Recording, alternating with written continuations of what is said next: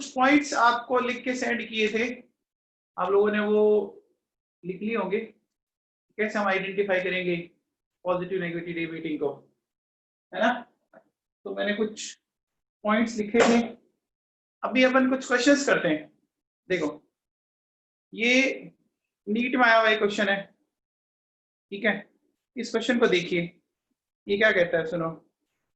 ये क्वेश्चन लिखा हुआ है कि आपके पास प्योर सॉल्यूट है, ठीक है। उस प्योर सॉल्यूट को आपने क्या किया, देखिए pure solute separated molecules of solute, है ना। आपने क्या किया, सॉल्यूट के उनको सेपरेट किया, ठीक। तो इसमें एंथैल्पी चेंज डेल्टा, ठीक है। फिर प्योर सॉल्वेंट लिया और उसके भी मॉलिक्यूल को सेपरेट किया, है ना। सॉल्वेंट के मॉलिक्यूल को सेपरेट किया, इसमें एंथैल्पी चेंज आया डेल्टा H2। अब जो ये सेपरेट किए हुए मॉलिक्यूल है किसके, सॉल्यूट एंड सॉल्वेंट के, इन दोनों को हमने जोड़ दिया। जोड़ने पर हमें क्या मिल गया, आइडियल सॉल्यूशन मिल गया, ठीक है। तो ये कहता है कि आइडियल सॉल्यूशन को फॉर्म करने के लिए एंथैल्पी चेंज क्या आएगा। आपने अगर थर्मोडायनेमिक्स पढ़ी है लास्ट ईयर ढंग से, तो एक चीज आपने सुनी होगी, याद है क्या, एक रूल था हैस लॉ। एक रिएक्शन एक स्टेप में करवाई जाए या एक से ज्यादा स्टेप में, बोलो एंथैल्पी चेंज हमेशा क्या रहता है, कांस्टेंट बना रहता है, याद है क्या। ऐसा आपने कहीं पढ़ा था, देखो याद करो, ऐसा पढ़ा था आपने कहीं पे, पढ़ा था। ए से मान लीजिए डी ले लेता हूं मैं, ठीक है। अब मैं क्या कर रहा हूं, पहले ए से बी बना रहा हूं, फिर बी से सी बना रहा हूं और सी से डी बना रहा हूं। तो ध्यान दीजिए कि अगर मैं ये कर रहा हूं, ये तो एक स्टेप हो गई, और ये कितने स्टेप हो रही है, ये 3 स्टेप हो रही है। तो अगर अपन एनर्जी कंजर्वेशन लगाएं तो बच्चों क्या आ जाएगा बताओ, एनर्जी कंजर्वेशन से आएगा Q equals to Q1 plus Q2 plus Q3, यही आएगा। बोलो ऐसा कुछ आ जाएगा, ऐसे कुछ आएगा, है भाई। ये Q क्या आएगा, Q1 plus Q2 plus Q3, ऐसे ही लेंगे अपन। अब ध्यान दीजिए, अगर आपको सॉल्यूशन बनाना है, आइडियल सॉल्यूशन, क्या करोगे आप बताओ। आपको pure solute plus pure solvent, ऐसा किया। यानी अगर मैं इन तीनों को ऐड कर देता हूं तो देखो क्या होगा।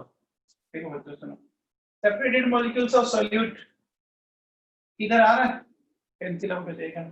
सेपरेटेड मॉलिक्यूल्स ऑफ सॉल्वेंट, वो भी कैंसिल आउट हो गया।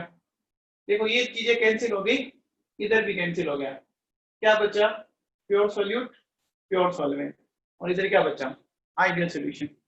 ये इक्वेशन, इन तीनों इक्वेशंस को एडिशन करने से आई बच्चों, तो बताओ डेल्टा H सॉल्यूशन क्या हो जाएगा, delta H1 plus delta H2 plus delta H2। आ गया कि नहीं आ गया, बोलो।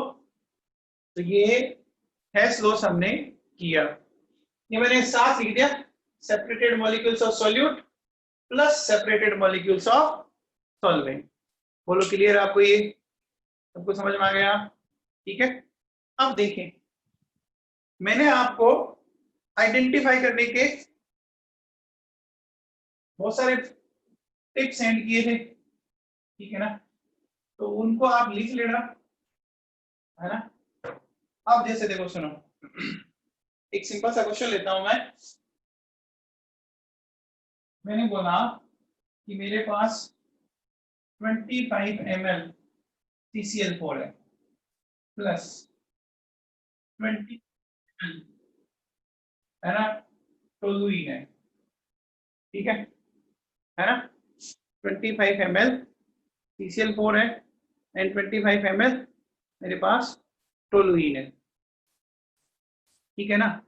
तो हमें इसके अकॉर्डिंग बात करनी है, ठीक है। तो देखो कैसे करेंगे, CCl4 और टोलुइन, इनको मिलाने से क्या बनेगा, ध्यान दीजिए। देखो मैंने बोला था कि अगर दोनों ही नॉन पोलर हो, बेटा CCl4 नॉन पोलर होता है और टोलुइन भी नॉन पोलर है, ठीक है।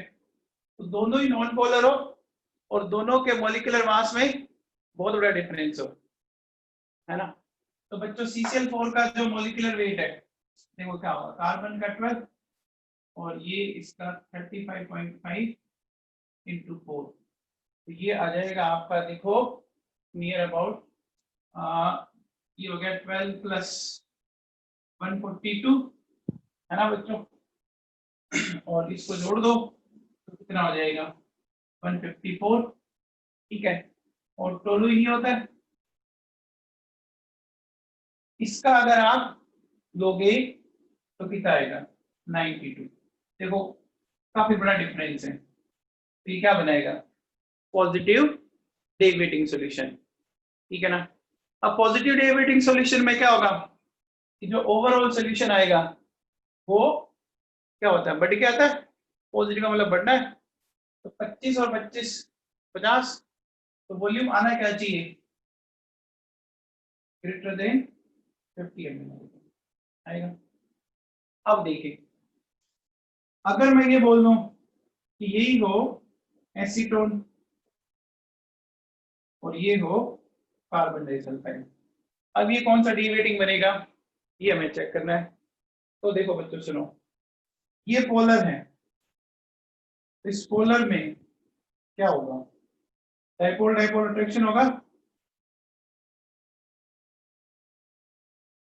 इस तरह से डाइपोल डाइपोल अट्रैक्शन होगा।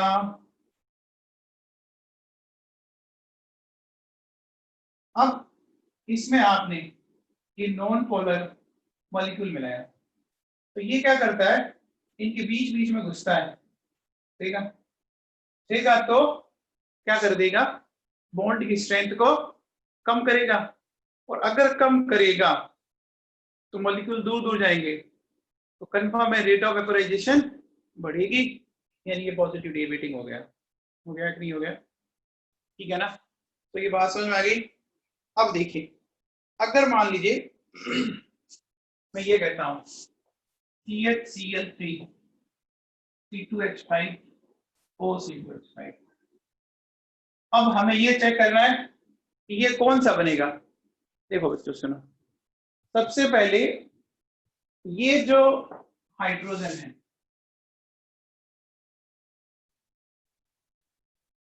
ठीक है, ये क्या करेगा, ये इसकी ऑक्सीजन के साथ क्या बना लेगा, हाइड्रोजन बॉन्डिंग, ये बन गई हाइड्रोजन बॉन्डिंग। अगर हाइड्रोजन बॉन्डिंग बनी, ये कंफर्म है कि अब इनमें अट्रैक्शन बढ़ गया, मॉलिक्यूल पास पास आएंगे, रेट ऑफ वेपोराइजेशन बच्चों कम होगी, रेट ऑफ वेपोराइजेशन कम होगी तो बोलो नेगेटिव डेविएटिंग हुआ, है ना। मान लीजिए मैंने लिया HNO3 प्लस H2O, अब पूछे बताओ कौन सा डेविएटिंग है। देखो बच्चों ये एसिड है, ये वाटर है, एसिड H प्लस देते हैं, इस ऑप्शन पर लोन पेयर है, तो ऊपर गया, जाते देखो क्या हो गया H3O प्लस और NO3 माइनस है, यानी फाइनली सॉल्यूशन के अंदर ये वाले पार्टिकल है, इन पार्टिकल के बीच में क्या होगा अट्रैक्शन, अट्रैक्शन होगा तो रेट ऑफ वेपोराइजेशन कम होगी, कम होगी तो नेगेटिव डेविएटिंग बनेगा। तो बच्चों बहुत आसान है अगर आप ध्यान दो तो।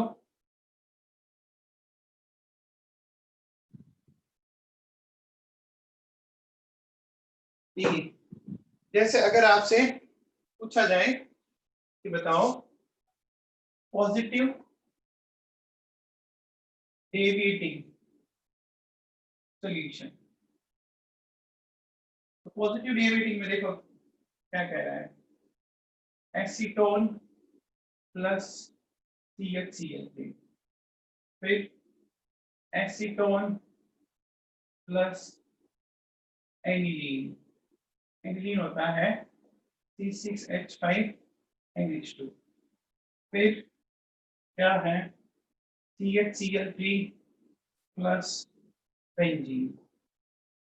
फिर दे रखा है एसीटोन प्लस CH। अब हमें इसमें देखना है कि कौन पॉजिटिव डेविएटिंग हो सकता है। तो one by one example check करो, पहले दोनों चेक करें। तो पहले में देखो ये एसीटोन है,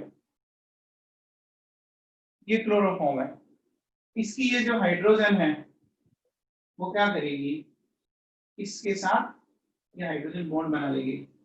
बना लिया हाइड्रोजन बॉन्ड। जैसे हाइड्रोजन बॉन्ड बनाया, बोलो क्या होगा, अट्रैक्शन बढ़ेगा। अट्रैक्शन बढ़ेगा तो रेट ऑफ वेपोराइजेशन कम हो जाएगी, यानी ये तो नेगेटिव हो। एसीटोन और एनिलीन अगेन वापस देखो, एनिलीन बच्चों ये है, ये फिर क्या करेगा, हाइड्रोजन बॉन्ड बन गया, हाइड्रोजन बॉन्ड यहां भी बना है तो ये भी क्या होगा, negative deviating. Chloroform plus benzene, अब इसको समझना बच्चों। देखो क्लोरोफॉर्म में तो ये हाइड्रोजन है ही, बेंजीन में ऐसी क्या चीज है जो इसको अट्रैक्ट कर रही है। तो बेटा बेंजीन में क्या होता है कि पाई इलेक्ट्रॉन क्लाउड है। क्या है, pi electron cloud. Pi electron cloud पे चार्ज होगा नेगेटिव, इस पे पॉजिटिव, ठीक है। तो इनके बीच में देखो क्या लगेगा, अट्रैक्शन लगेगा। वापस सुन लो ये एग्जांपल, इसका हाइड्रोजन पॉजिटिव चार्ज है, बेंजीन के अंदर पाई इलेक्ट्रॉन क्लाउड है ना, पाई इलेक्ट्रॉन क्लाउड में नेगेटिव चार्ज आ गया और नेगेटिव चार्ज के कारण इनके बीच में अट्रैक्शन होगा, ये भी नेगेटिव डेविएटिंग हो गया। यहां ध्यान दीजिए, अब एक ऑप्शन होगा।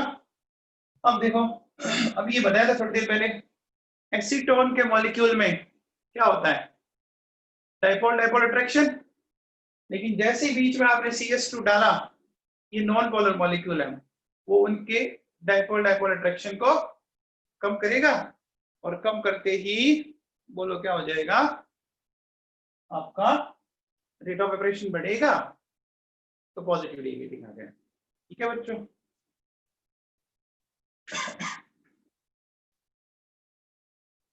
तो अगर आप कोशिश करेंगे आइडेंटिफाई करना तो कर पाओगे। अब जैसे अगर मैं आपसे क्वेश्चन पूछूं कि बताओ N-हेप्टेन प्लस इथेनॉल, ये कौन सा डेविएटिंग होगा, ठीक है ना। तो इसको डेविएट बताना बहुत ही आसान है बच्चों। देखो ये इथेनॉल है, इथेनॉल में हाइड्रोजन बॉन्डिंग होगी, ये कंफर्म है।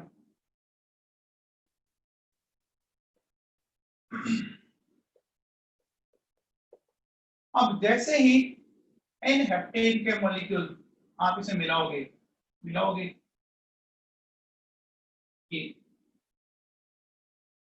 ये मॉलिक्यूल बीच में घुसेगा, बीच में घुसते ही इनकी फोर्स ऑफ अट्रैक्शन को क्या कर देगा, कम कर देगा। तो ये पॉजिटिव डेविएटिंग आ गया, आ गया कि नहीं आ गया। तो मेरे हिसाब से बच्चों देखो आइडेंटिफाई करना बहुत इजी है, अगर आप ध्यान देते हो तो, है ना, बहुत इजीली आप फाइंड आउट कर सकते हो इसको। ठीक है, अब देखो एक क्वेश्चन दे रखा है आपके, वो मैं क्वेश्चन बताता हूं आपको।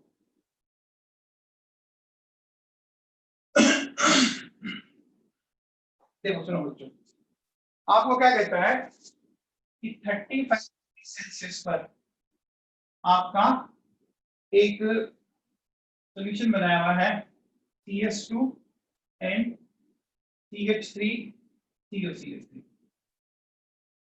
ठीक है। इस सॉल्यूशन का इसने वेपर प्रेशर दे रखा है 600 mm, ठीक है। ये वेपर प्रेशर इसने गिवन है, बात समझ आ गई। अब एक बात आप दिमाग में हमेशा सेट कर लो कि अगर आपको सॉल्यूशन का वेपर प्रेशर क्वेश्चन में दिया जाए तो वो हमेशा और हमेशा क्या होगा, वो हमेशा और हमेशा बेटा ऑब्जर्व होगा, जो मैनोमीटर से फाइंड आउट किया है। क्योंकि हमारे हाथ में मैनोमीटर तो है नहीं, हमारे हाथ में तो सिर्फ राउल्ट्स लॉ है, तो हम सिर्फ थ्योरेटिकली फाइंड आउट कर सकते हैं। समझ में आ गया? तो जो क्वेश्चन में दिया होगा वो हमेशा कौन सा होगा, ऑब्जर्व होगा। अब देखो वो क्या कहता है कि इस सॉल्यूशन में इनके मोल फ्रैक्शन कहता है 0.25 है, तो अगर इसका 0.25 है तो कंफर्म 0.75 आ गया।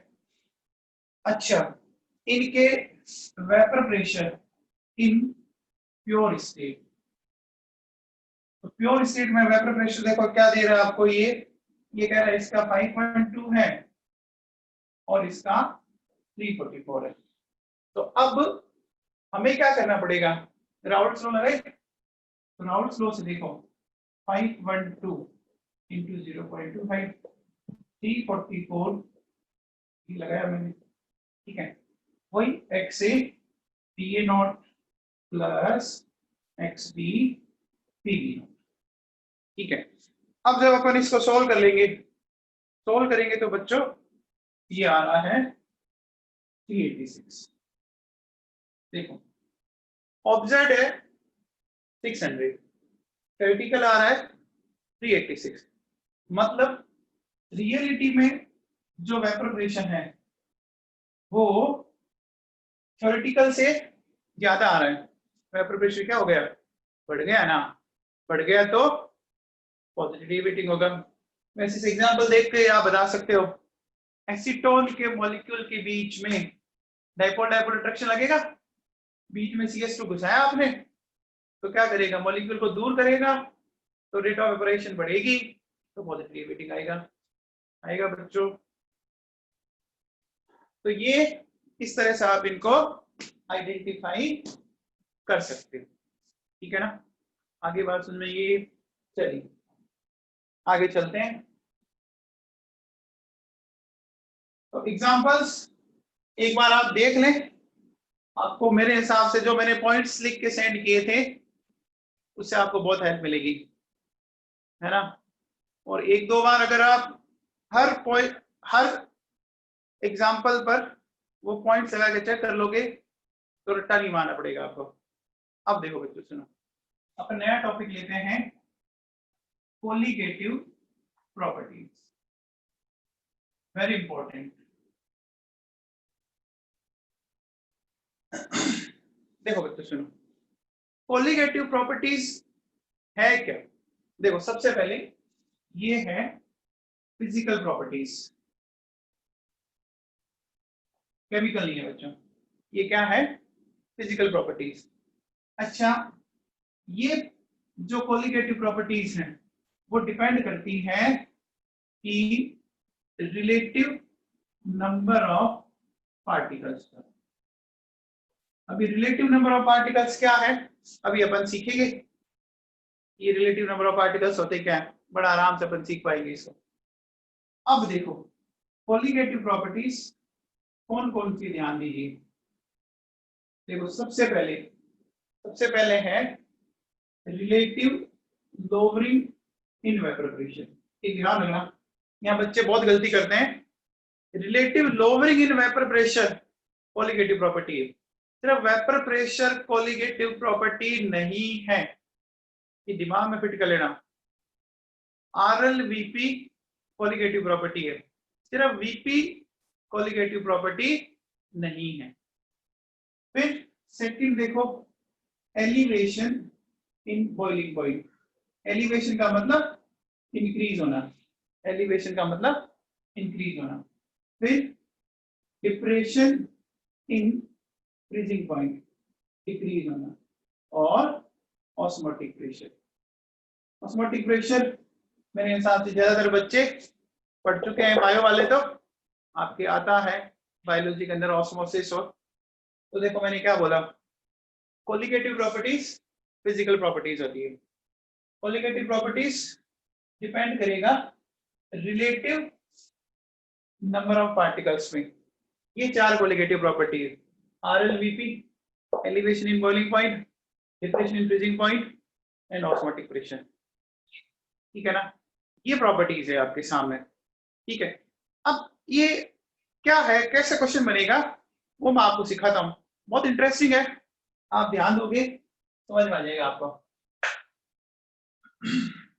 देखो बच्चों, मैं क्या कर रहा हूं, मैंने एक कंटेनर में 0.1 m ग्लूकोज क्या ले लिया, 0.1 m मैंने ग्लूकोज ले लिया। ठीक है, तो ये जो ग्लूकोज हमने लिया, इसका मतलब समझ में आया आपको, 0.1 m, इसका मतलब ये हुआ कि 1 लीटर के अंदर इसके 0.1 है ना। फिर देखो, फिर मैंने क्या किया, सेकंड लिया 0.1 m NaCl, फिर थर्ड लिया 0.1 m Na2SO4 एंड जो लास्ट लिया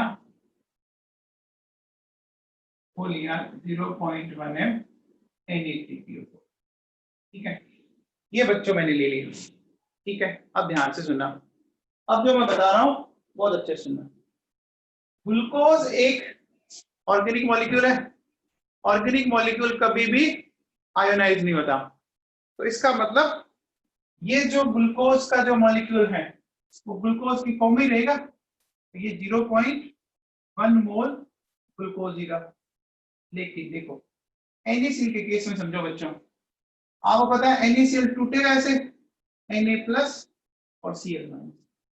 डाला आपने 1 मोल NaCl था, लेकिन इफेक्टिवली देखो 2 मोल पार्टिकल मिल गए।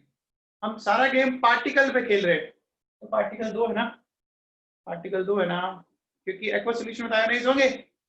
तो अगर 1 से 2 मिले तो 0.1 से कितने मिलेंगे, 0.2। ठीक है, यहाँ देखिए क्या मिलेगा, 2Na+ SO4 माइनस, बेटा 2 और 1 3 मिल रहे, तो ये कितना हो जाएगा 0.3 m।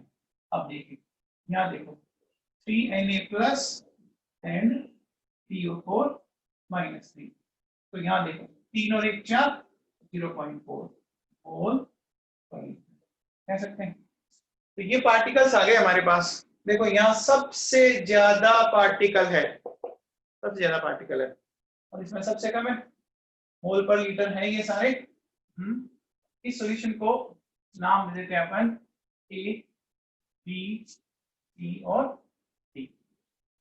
अब समझो, देखो यहाँ पार्टिकल ज्यादा है तो इसकी सरफेस ज्यादा ऑक्यूपाइड होगी, देखो ठीक है। यहाँ पार्टिकल थोड़े कम है तो थोड़ी कम होगी, यहाँ पार्टिकल और कम है तो और कम होगी, ठीक है। यहाँ और कम है तो मैंने और कम, देखो मैंने यहाँ 5 रेड कलर के डॉट बनाए, 4 बनाए, 3 बनाए, 2 बनाए। अब देखो जितने ज्यादा यहाँ पार्टिकल हैं, आपको समझ में आ गया होगा कि यहाँ वेपर कम बनेगी, वेपर है वो कम बनेगी बच्चों, ठीक है। जबकि इधर क्या होगा, इधर वेपर ज्यादा बनेगी, ठीक है। इधर वेपर ज्यादा बनेगी और इधर और भी ज्यादा बनेगी कि नहीं बनेगी, समझ में आ गया, क्लियर है ये बात। तो देखो जहां सरफेस कम ढकी हुई है वह वेपोराइजेशन ज्यादा हो रहा है, और यहाँ वेपोराइजेशन सबसे कम हो रहा है, कितना समझ में आ गया। अब सबसे पहले देखो, आपसे अगर पूछा जाए कि इन सॉल्यूशन में ऑर्डर ऑफ कोलिगेटिव प्रॉपर्टीज का ऑर्डर बताना है, तो कोलिगेटिव प्रॉपर्टीज हमने अभी बोला था कि डायरेक्टली प्रोपोर्शनल टू क्या था बताओ, नंबर ऑफ पार्टिकल्स, यहाँ सबसे ज्यादा है, तो देखो D, फिर क्या हो गया C, D, A, colligative properties का ऑर्डर ये आ गया बच्चों। अब देखिए अगर इस कॉलिगेटिव प्रॉपर्टीज में से आपको ये कोई पूछ ले, ये सारी कॉलिगेटिव प्रॉपर्टीज है ना, चाहे वो कह दे RLVP, चाहे वो कह दे एलिवेशन इन BP, चाहे वो कह दे डिप्रेशन इन फ्रीजिंग पॉइंट, और चाहे वो कह दे ऑस्मोटिक प्रेशर, ये सारी कॉलिगेटिव प्रॉपर्टीज है। तो क्या आएगा देखो DCBA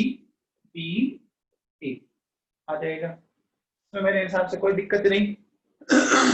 अब देखो बच्चों सुनो, अब ध्यान से समझना। अब आपसे अगर कोई पूछा जाए order of vapour pressure, order of vapour pressure, देखो ध्यान दो बच्चों, वेपर प्रेशर यहां सबसे कम है और यहां सबसे ज्यादा है कि नहीं है? चेक करो, यहां सरफेस कम ढकी हुई है, कम ढकी हुई है कि नहीं ढकी हुई है ना? तो ऑर्डर ऑफ वेपर प्रेशर देखो क्या आएगा, ये आएगा प्रेशर का ऑर्डर, ये आएगा, समझ में आ गया? वेपर प्रेशर वहां ज्यादा आएगा जहां सरफेस कम ढकी हुई है। देखो यहाँ 2 ही मॉलिक्यूल है ढकने वाले, और यहाँ ढकने वाले 5 मॉलिक्यूल है, समझ में आ गया? अब ध्यान दीजिए, यहाँ आप इसका नाम बोलते हो relative lowering in vapour pressure. Lowering का मतलब कम होना होता है, लोवरिंग का मतलब कम होना होता है, और इसका नाम अभी ऐसी कुछ आ रही है डिप्रेशन इन फ्रीजिंग पॉइंट। तो डिप्रेशन का मतलब भी क्या होता है? कम होना होता है। बेटा ध्यान दो वर्ड्स पे, रिलेटिव लोवरिंग प्रेशर और डिप्रेशन इन फ्रीजिंग पॉइंट, ये दोनों चीजें एक ही है ना? दोनों का मतलब क्या हो रहा है? डिक्रीमेंट को बता रहा है ये दोनों का मतलब डिक्रीमेंट होना है। तो जब दोनों डिक्रीमेंट की बात कर रहे हैं तो फिर दोनों का ऑर्डर भी एक ही जैसा आएगा, बोलो दोनों का ऑर्डर भी एक जैसा आएगा, आएगा है ना? देखिए, तो अगर आपको ऑर्डर ऑफ क्या फ्रीजिंग पॉइंट पूछे तो फिर ये आएगा, ठीक है? इसको मैं और तरीके से एक्सप्लेन कर दूंगा, बाकी मेरे हिसाब से समझ में आता है कि रिलेटिव लोवरिंग, लोवरिंग मतलब कम होना, डिप्रेशन इसका मतलब भी कम होना। तो जब दोनों भी कम हो रहे हैं तो फाइनली जो ऑर्डर है दोनों के एक जैसा आएगा। अब देखो, अब बात करें ऑर्डर ऑफ बॉइलिंग पॉइंट। अब ध्यान दो बच्चों, ये दोनों कम हो रहे हैं और ये बढ़ रहा है, तो बढ़ना कम होने का जस्ट अपोजिट प्रोसेस है बच्चों। अगर वो प्रोसेस अपोजिट है तो ऑर्डर भी अपोजिट आएगा। वैसा आप सोचिए, देखिए यहाँ वेपर प्रेशर कम है, यहाँ वेपर प्रेशर ज्यादा है, यहाँ कम यहाँ ज्यादा, तो इसको एटमॉस्फेरिक प्रेशर के इक्वल करने के लिए ज्यादा हीट करना पड़ेगा। आप ऐसे सोचो, मैं कहता हूं कि यहाँ मान लीजिए 200 mmHg है और यहाँ मैंने मान लिया 600 mmHg, एक बार समझने के लिए। अब हमें इसको बराबर करना है 760 के, और इसको भी बराबर करना है 760 के। तो देखो, एक तो 600 से 760 बढ़ाना, यहाँ तो सिर्फ 160 बढ़ाना है, और यहाँ बहुत ज्यादा बढ़ाना है। देखो बच्चों, यहाँ बहुत ज्यादा बढ़ाना पड़ेगा, यहाँ आपको लगभग बढ़ाना पड़ेगा कितना, 560 के आसपास बढ़ाना पड़ेगा, और यहाँ तो सिर्फ 160 बढ़ाना है, तो यहाँ हीट ज्यादा करना पड़ेगा, तो इसका मतलब बॉइलिंग पॉइंट क्या आएगा, ज्यादा आएगा। तो अब देखो बॉइलिंग पॉइंट का क्या होगा, उल्टा आएगा। फिर देखिए order of osmotic pressure, osmotic pressure में तो कोई दिक्कत ही नहीं है, कोई वर्ड नहीं है, lowering, elevation, depression, simple word लिखा है। देखो बाकी किसी में क्या है, लोवरिंग, एलिवेशन, डिप्रेशन, इसमें कुछ नहीं है, सिंपल सीपी जैसा ही है। तो जिसमें पार्टिकल ज्यादा उसमें ऑस्मोटिक प्रेशर ज्यादा। इसको मैं पढ़ाऊंगा तो इसकी इक्वेशन से आपको बेटर समझ में आ जाएगा। तो इसमें क्या आएगा, जिसमें पार्टिकल ज्यादा उसमें ज्यादा आ जाएगा। तो देखो बच्चों सुनो, दो चीजें एक जैसी है, कौन कौन सी, वेपर प्रेशर और फ्रीजिंग पॉइंट का ऑर्डर, ठीक है? मैं दो अलग चीजें बोल रहा हूँ, ध्यान सुन लेना, कई बच्चे कंफ्यूज हो जाएंगे, सुनते रहे नहीं पहले वो टाइम से। देखो आपसे RLVP पूछे और डिप्रेशन फ्रीजिंग पॉइंट पूछे, तब तो ये ऑर्डर आएगा। तब तो ये आएगा। पूछिए आपसे RLVP है और पूछिए आपसे डिप्रेशन फ्रीजिंग पॉइंट रहा है। अब मैं RLVP नहीं पूछ रहा, मैं सिर्फ VP पूछ रहा हूं, मैं डिप्रेशन नहीं पूछ रहा, मैं सिर्फ फ्रीजिंग पॉइंट पूछ रहा हूं, बातें अलग है। RLVP पूछना और VP पूछना दोनों अलग चीजें। डिप्रेशन फ्रीजिंग पॉइंट पूछना और फ्रीजिंग पॉइंट पूछना दोनों अलग चीजें हैं, ठीक है ना। अब इसको आप ऐसे समझो, देखो अगर मैं ऐसा बोलूं,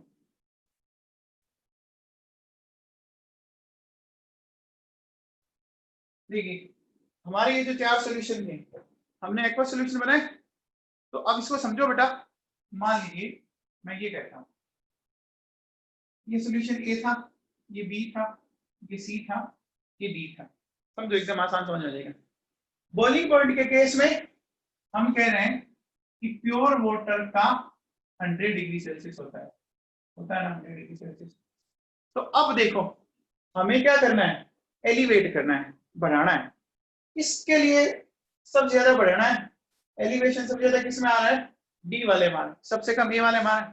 सोचिए मैंने इसको 1 डिग्री सेल्सियस से बढ़ाया, इसको मैंने 2 डिग्री सेल्सियस से बढ़ाया, इसको मैंने 3 डिग्री सेल्सियस से बढ़ाया, इसको मैंने 4 डिग्री सेल्सियस से बढ़ाया। तो अब देखो बेटा पहले 100 था, फाइनली कितना हो गया 104, ये कितना हो गया 103, ये कितना हो गया 102 और ये कितना हो गया 104। देखिए इसमें जितना ज्यादा इंक्रीमेंट हुआ उसका फाइनल वैल्यू भी ज्यादा होगी। अब सोचो जितना ज्यादा इंक्रीमेंट फाइनल वैल्यू उतनी ज्यादा, तो जितना ज्यादा डिक्रीमेंट उसकी फाइनल वैल्यू उतनी कम हो जाएगी ना। अब देखिए अगर मैं फ्रीजिंग पॉइंट के केस की बात करूं, देखो तो फ्रीजिंग पॉइंट के केस में अपन क्या करेंगे, देखिए ये लिया मैंने प्योर वाटर का फ्रीजिंग पॉइंट 0 डिग्री सेल्सियस। अब डिप्रेशन करना है, तो डिप्रेशन डी वाले में ज्यादा हो रहा था, वही जो अभी सॉल्यूशन लिखे थे। देखो ये फिर ये फिर ये ऐसे समझ लीजिए। तो देखिए मान लीजिए ये 0 डिग्री सेल्सियस है, इसका -5 डिग्री सेल्सियस हो गया, -4 हो गया, -3 चला गया और -2 चला गया। तो ओवरऑल देखो -5 हुआ, -4 हुआ, -3 हुआ और ये -2 हुआ।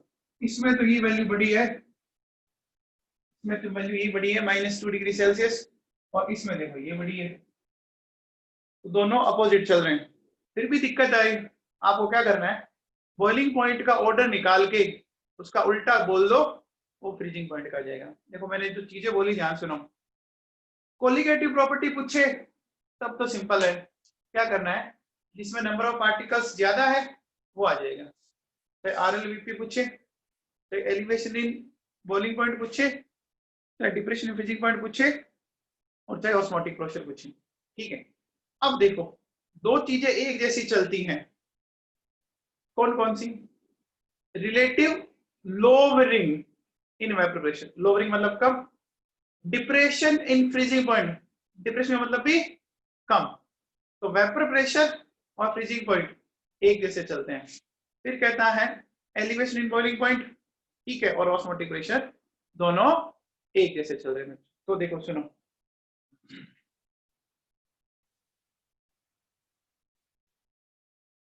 ठीक है, आप इसको फाइनली ऐसे ध्यान रख लो कि एक number of particles are more than, तो आप क्या बोलोगे, देखो बॉइलिंग पॉइंट हाई आएगा और आपका ऑस्मोटिक प्रेशर भी हाई आएगा। फिर देखिए if number of particles are less, है ना, तो देखो क्या आएगा, BP high and BP low, चलो एफपी हाई, ठीक है ना। ये मैंने एक्सप्लेन अभी आपको किए हैं, ठीक है, अब मैं आपसे क्वेश्चन पूछता हूँ सिंपल सा। ठीक है, तो देखो बच्चों सुनो क्या कहता है ये क्वेश्चन। कह रहा है कि freezing point will be highest हो, इसके लिए फ्रीजिंग पॉइंट हाईएस्ट होगा। तो ये कहता है 0.1 मोलर लैंथेनम नाइट्रेट, फिर कहता है 0.1 मोलर कैल्शियम नाइट्रेट, फिर क्या कहता है 0.1 मोलर C6H5NH3 प्लस Cl, फिर कहता है 0.1 मोलर। आपको फ्रीजिंग पॉइंट हाईएस्ट पूछ रहा है, फ्रीजिंग पॉइंट हाईएस्ट तो पार्टिकल आपको कम देख रहे हैं। अब देखो लैंथेनम नाइट्रेट के केस में तो ये 4 पार्टिकल मिलेंगे आपको, टोटल हो गया 0.4। कैल्शियम नाइट्रेट के केस में देखो क्या होगा, 3 पार्टिकल मिलेंगे। इसके केस में ये 2 पार्टिकल मिल गए, और इसके केस में कोई आयोनाइजेशन नहीं होगा, 0.1 ही रहा। तो जहां सबसे कम पार्टिकल है उसका फ्रीजिंग पॉइंट हाईएस्ट होगा। क्या है, ठीक है, आसान सा क्वेश्चन है। क्वेश्चन सोल्व करने के लिए आप ये याद रखो, आपसे गलती नहीं होगी, है ना, ये बहुत आपकी हेल्प करेगा ये। ठीक है बच्चों, अब देखो सुनो,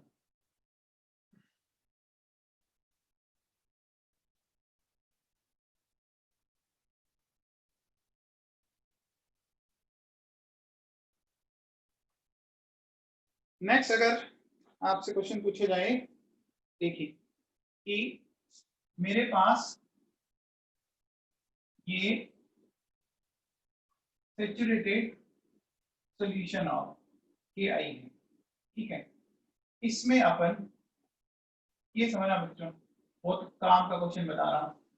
HgI2 saturated solution of KI में आपने HgI2 मिलाया तो फ्रीजिंग पॉइंट और बॉइलिंग पॉइंट पे क्या फर्क पड़ेगा ये समझते हैं। ये जो HgI2 है वो 2KI के साथ मिलकर एक कंपाउंड बनाता, देखो K2HgI, इस तरह का कंपाउंड बना, इस तरह का कंपाउंड बन गया K2HgI4। अब ध्यान दीजिए क्या हुआ, देखो मैं, ये तो बच्चों कोवलेंट कंपाउंड है तो ये तो आयनाइज होगा नहीं, तो वो क्या रहा है, ये मान लीजिए 1 मोल, ये आयोनाइज होगा 2K plus 2I minus, overall 4 मोल हो गए। तो टोटल कितने मोल हो गए इस साइड, 5 मोल हो गए। देखो ये तो आयोनाइज होगा KI, ठीक है, ये आयोनाइज होगा नहीं, कोवलेंट है, तो 2 पोटेशियम 2 आयोडाइड, और एक ये 1 5 हो गया। अब देखिए तीसरे से जाता है 2K प्लस HgI4 माइनस, तो ओवरऑल यहाँ पर 3 पार्टिकल्स हैं, कितने पार्टिकल्स हैं 3। ध्यान दीजिए इधर 5 पार्टिकल थे, इधर 3 पार्टिकल हैं, नंबर ऑफ पार्टिकल्स कम हो गए, तो पार्टिकल्स कम तो बताओ क्या हो जाएगा, फ्रीजिंग पॉइंट बढ़ जाएगा। फ्रीजिंग पॉइंट अगर बढ़ जाएगा तो बॉइलिंग पॉइंट कम हो जाएगा ना। ये बात समझ में आ गई, आसान एकदम। रिएक्शन के केस में जब भी क्वेश्चन आएगा आपको रिएक्शन लिख के चेक करना पड़ेगा कि रिएक्शन के अकॉर्डिंग आप चेक कर लीजिए, है ना, समझ में आ गया, बोलो।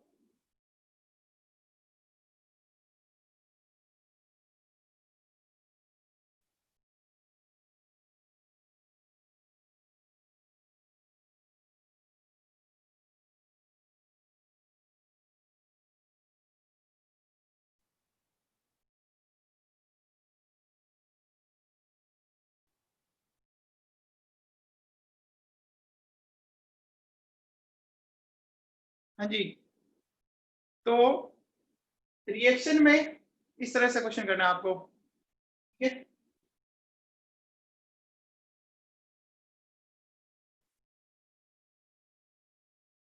अब देखिए, एक मैं क्वेश्चन देता हूं, आप इसको समझना।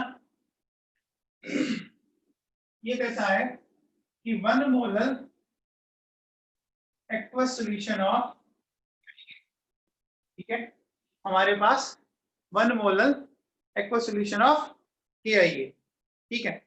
हमें क्या कर रहा है, इसका फ्रीजिंग पॉइंट बढ़ाना है ना, sorry vapour pressure of solution can be increase by, option पहला दे रहा है, ये कह रहा है कि एडिशन ऑफ NaCl, ठीक है।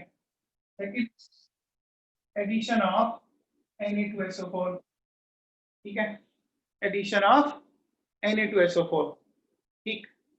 फिर कह रहा है एडिशन ऑफ KI मोड, और फिर कह रहा है एडिशन ऑफ वाटर, ये हमें कह रहा है, ठीक है ना। तो हमें यहां से बताना है इसको, ठीक है, ये कहां से अपन कर सकते हैं इसको, ठीक है। तो सुनो बच्चों, देखो ये तो सॉल्यूट है, जब इनको और मिलाओगे तो नंबर ऑफ पार्टिकल्स और बढ़ जाएंगे। NaCl Na2SO4 क्या मिलाओगे तो पार्टिकल और बढ़ेंगे, सरफेस ज्यादा ढकेगी तो रेट ऑफ ऑपरेशन घट जाएगी। लेकिन जब आप वाटर मिलाओगे, वो पहले से 1 मोलर था, लेकिन वाटर और मिलाओगे तो मास ऑफ सॉल्वेंट बढ़ेगा, तो कंसंट्रेशन घटेगी, कंसंट्रेशन डिक्रीज होगी तो वेपर प्रेशर क्या हो जाएगा, इंक्रीज हो जाएगा। समझ में आ रही बात। देखो इन तीनों केस में आप सोल्यूट मिला रहे हो, इसमें सॉल्वेंट मिला रहे हो, सोल्यूट मिलाओगे तो वो ज्यादा कंसंट्रेटेड हो रहा जा रहा है। आप ऐसे सोचिए, आपने एक गिलास के अंदर 1 चम्मच चीनी डाल रखी है, 1 चम्मच चीनी और मिलाओ तो वो सॉल्यूशन और ज्यादा कंसंट्रेटेड हुआ ना, 2 चम्मच मिला दो और ज्यादा कंसंट्रेटेड हो गया। लेकिन अगर मैं उसकी जगह क्या करूं, अगर मैं उसकी जगह वाटर मिला दूं, तो बच्चों वाटर मिलाने से तो क्या होगा बताओ, वाटर मिलाने से तो क्या होगा, वो ज्यादा डाइल्यूट होता जाएगा, डाइल्यूट होता जाएगा तो एक तरह से नंबर ऑफ पार्टिकल्स कम होते गए। बोलो समझ में आ रही है बात। तो जब भी आपका वेपर प्रेशर बढ़ाना है तो आप सॉल्यूट ना मिलाए, सॉल्वेंट मिलाए। ऐसा करने से सॉल्यूशन डाइल्यूट होगा, डाइल्यूट होने से रेट ऑफ वेपराइजेशन बढ़ेगी, ठीक है। अब देखिए नेक्स्ट क्वेश्चन,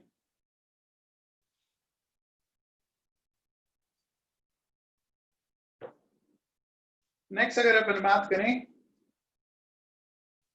कि हाईएस्ट BP4, इसके लिए हाईएस्ट वेपर प्रेशर आ सकता है तो 0.02 m NaCl, ये कह रहा है 50 डिग्री सेल्सियस पर। फिर कह रहा है 0.03 m C12H22O11, ये कह रहा है 50 डिग्री सेल्सियस। फिर 0.005 m CaCl2, ये कह रहा है 50 डिग्री सेल्सियस, और 0.005 m CaCl2 25। अब देखो बच्चों सुनो, इस क्वेश्चन को कैसे करेंगे, हमें वेपर प्रेशर पूछ रहा है, हमने वेपर प्रेशर के फैक्टर्स पढ़े थे अगर याद हो तो आपको। तो वेपर प्रेशर टेम्परेचर बढ़ाने से बढ़ता है बच्चों, पढ़ा ना आप लोगों ने। वेपर प्रेशर क्यों बढ़ता है, क्योंकि जब अपन टेम्परेचर बढ़ाते हैं तो रेट ऑफ ऑपरेशन बढ़ती है, वेपर ज्यादा बनेगी तो वेपर प्रेशर ज्यादा आएगा। तो ध्यान दीजिए, देखो ये दो टेम्परेचर देखो हाईएस्ट है 50-50, ठीक है, ये तो कम है। तो अब आंसर इन्हीं में से जाने वाला है, क्या कर लेते हैं। देखो NaCl के केस में क्या हो जाएगा, Na प्लस और Cl माइनस मिलेगा, तो पार्टिकल कितने हो गए 0.04। CaCl2 के केस में देखो Ca+2 2Cl माइनस, इसमें क्या हो जाएगा 0.005 इंटू 3 हो गए कि नहीं हो गई। तो अब आप चेक करो, यहाँ पार्टिकल्स ज्यादा है, यहाँ कम है, सरफेस कम ढकी जाएगी तो इसकी रेट ऑफ वेपोराइजेशन ज्यादा आएगी। तो आंसर क्या हो जाएगा, देख लीजिए इन दोनों वैल्यूज में ये वैल्यू कम आएगी बच्चों, आएगी, समझ में आ गया। तो अब देखिए बात अगर अपन आगे करें तो अब अपन 1 by 1 कोलिगेटिव प्रॉपर्टीज लेते हैं। तो पहले हम पढ़ेंगे नॉर्मल कोलिगेटिव प्रॉपर्टीज। देखो बच्चों, नॉर्मल कोलिगेटिव प्रॉपर्टीज तब बोली जाएगी जब हाईली डाइल्यूटेड सॉल्यूशन को आइडियल सॉल्यूशन बोलते हैं। क्या बोला मैंने, हाईली डाइल्यूटेड हो और सॉल्यूट के पार्टिकल ना तो डिसोसिएट हो ना एसोसिएट हो, ना तो टूट रहा हो और ना ही जुड़ रहे हो, है ना, यानी वो नॉन इलेक्ट्रोलाइट हो, ठीक है ना। तो देखो क्या क्या बोला मैंने, सॉल्यूशन क्या होना चाहिए, हाईली डाइल्यूटेड। तो डाइल्यूटेड कब होगा, जब सॉल्वेंट की अमाउंट सॉल्यूट से बहुत ज्यादा हो, तभी हो सकता है, तभी पॉसिबल है। सॉल्वेंट की अमाउंट सॉल्यूट से बहुत ज्यादा हो, यानी सॉल्वेंट कौन, NB, बोलो सही। फिर देखिए आपका नॉन इलेक्ट्रोलाइट सॉल्यूशन होना चाहिए, इलेक्ट्रोलाइट नहीं। इलेक्ट्रोलाइट में तो आप क्या करोगे, पार्टिकल टूट जाते हैं ना, NaCl ले लिया आपने, मान लीजिए कैल्शियम नाइट्रेट ले लिया, समझ में आ गई बात। आप ग्लूकोज लो, यूरिया लो, सुक्रोज लो, इस केस में क्या होगा कि आपके कोई एसोसिएशन कोई डिसोसिएशन नहीं होगा, समझ में आ गया। अब अपन देखो बच्चों, सबसे पहले लेते हैं number 1 RLVP, relative lowering in vapour pressure. याद कीजिए फ्रॉम राउल्ट्स लॉ। अच्छा एक बात और ध्यान से सुन लो, जब मैं लाइन बोल रहा हूं बहुत ही काम की लाइन बोल रहा हूं, कोलिगेटिव प्रॉपर्टी तभी डिफाइन होगी जब सॉल्यूट नॉन वोलाटाइल हो और सॉल्वेंट वोलाटाइल हो। ये दिमाग में फिट कर लेना, कोलिगेटिव प्रॉपर्टी डिफाइन करने के लिए solute non volatile and solvent volatile. अगर वोलाटाइल है तो कोलिगेटिव प्रॉपर्टीज डिफाइन नहीं होगी, ठीक है। तो देखो हमने राउल्ट्स लॉ से ऐसा पढ़ा था,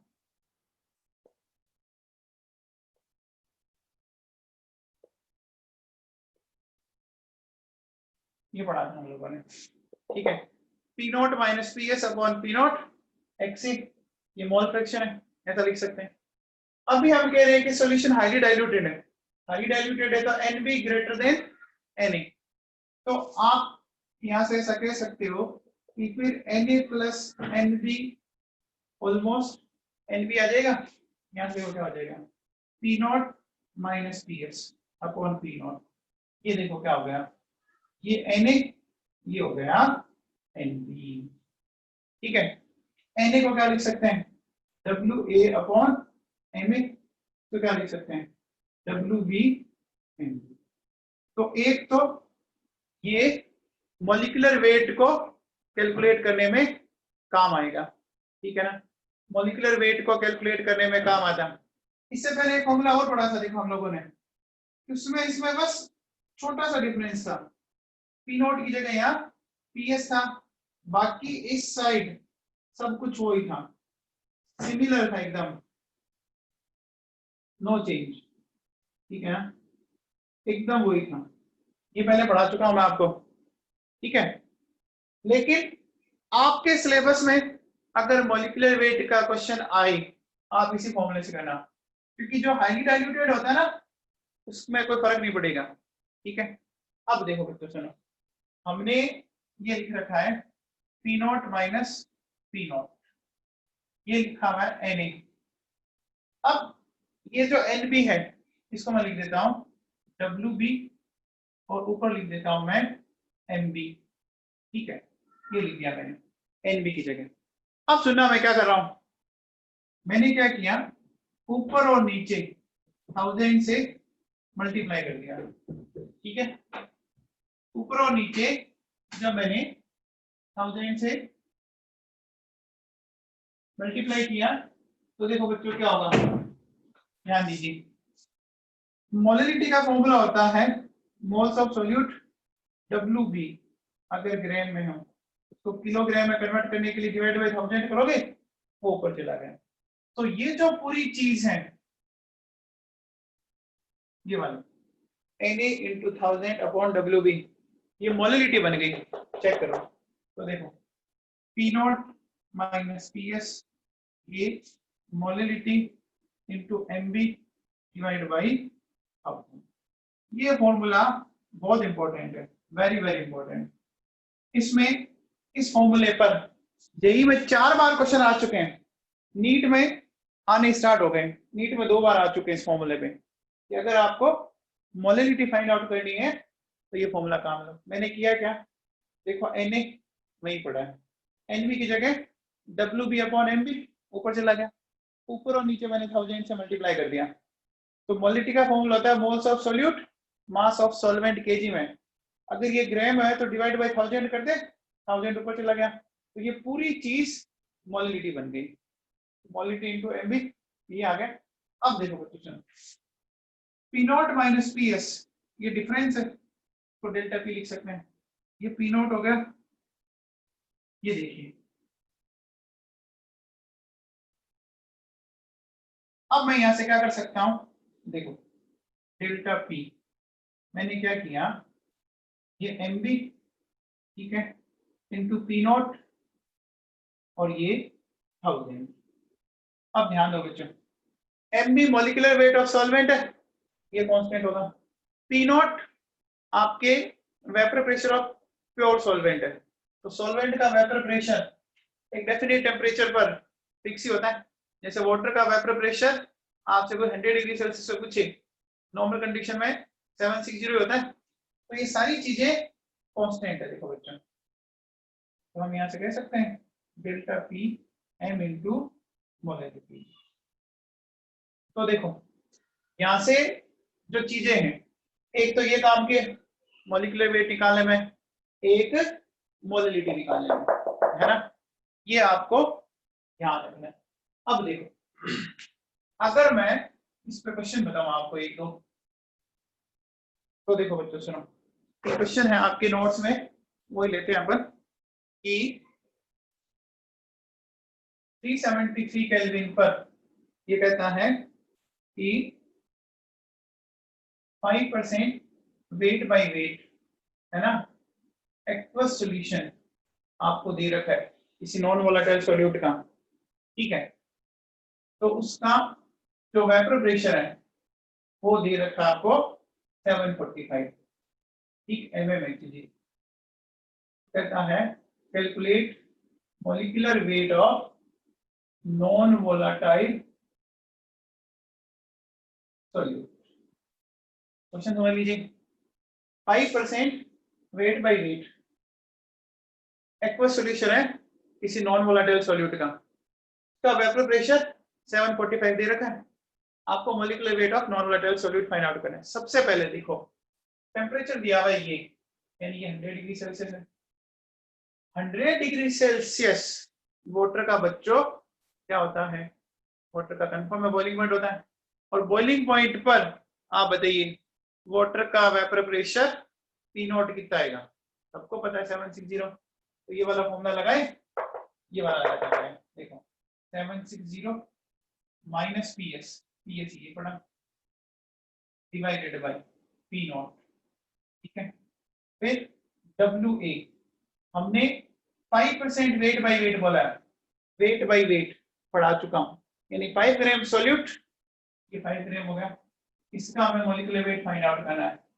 और ये WB कंफर्म है 95 हो गया, ऊपर क्या आ जाएगा 80, यहां से सोल्व करके अपन आराम से मॉलिक्यूलर वेट फाइंड आउट कर सकते हैं। तो देखो बच्चों कितना आ जाएगा, इससे मॉलिक्यूलर वेट फाइंड आउट करने पर ये आ रहा है 47.0। अब अगर मैं ये लगाता हूं तो ध्यान दीजिए, देखो ये P not minus P S upon P S है,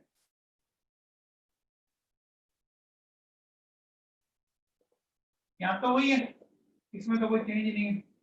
तो ये तो कंफर्म हो गया, देखो यहाँ आप डिवाइड छोटी वैल्यू से करो 760 और यहाँ, तो कंपैरेटिवली ये वैल्यू थोड़ी ज्यादा आएगी, तो ये जो ए में आ रहा है वो 48 आ रहा है। तो कोई बड़ा डिफरेंस नहीं है, क्योंकि 5% तक सॉल्यूशन हाईली डाइल्यूटेड माने जाते हैं, और हाईली डाइल्यूटेड को आप आराम से कंसीडर कर सकते हो। अब देखो जैसा आपसे क्या कहता है कि 373 केल्विन टेम्परेचर पर आपका पीएस दे रखा है 750 mmHg, ठीक है। आपको कहता है कि सॉल्यूशन की मोलिलिटी फाइंड आउट करो, मोलिलिटी ऑफ सॉल्यूशन। तो अब पहले मैंने ये बताया था,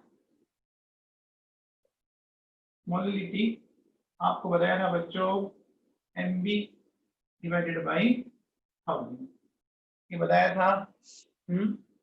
बोलो, molality into MB divided by 1000, P not temperature ये है तो 760, 750, 760, मोलिलिटी एक्वस है 80 और डिवाइडेड बाई 1000, सोल्व कर लेंगे मोलिलिटी आ जाएगी।